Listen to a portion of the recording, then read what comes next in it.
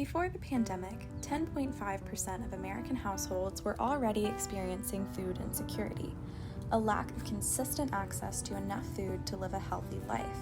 Last year, that percentage rose to 1 in 4. Our society is constantly evolving, with exponential population growth and a skyrocketing global GDP. But in a country where nearly a quarter of people are struggling to meet their basic survival needs, can we really describe ourselves as progressive? Despite prolific rates of food insecurity, Americans are still wasting 30 to 40% of our food supply. Agriculture and forestry account for a tenth of U.S. greenhouse gas emissions. We are destroying our planet to meet food needs, and still we fail to do so. As long as we prioritize monetary growth above all else, we will not be able to resolve our most pressing humanitarian and environmental crises. The way to change that is by centering community needs and creating spaces where people are rewarded for doing good, not with money, but with allyship, education, and happiness.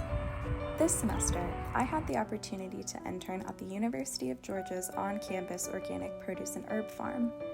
The U-Garden serves many purposes, such as an educational platform for future agriculturalists to study organics, and a gathering place for local farmers. We also donate thousands of pounds of produce to food insecure Athens residents every year. U-Garden exemplifies the circular economy. There is no waste. What comes out of the ground goes into the community, and what cannot be used goes into the compost to nourish the next round of crops. By practicing organic agriculture, we eliminate the use of chemical pesticides and processes which disrupt natural cycles in the soil. The U-Garden is driven by members of the Athens-Clarke County community, people who take direct action to meet the needs of their neighbors. We are led by experts who are motivated and excited by gardening, and driven by students who are passionate about studying the environment in a hands-on context. This is the power that I see in U-Garden, the unification of small-scale organizing with macro-level activism, and of community-centered service with globally focused problem-solving.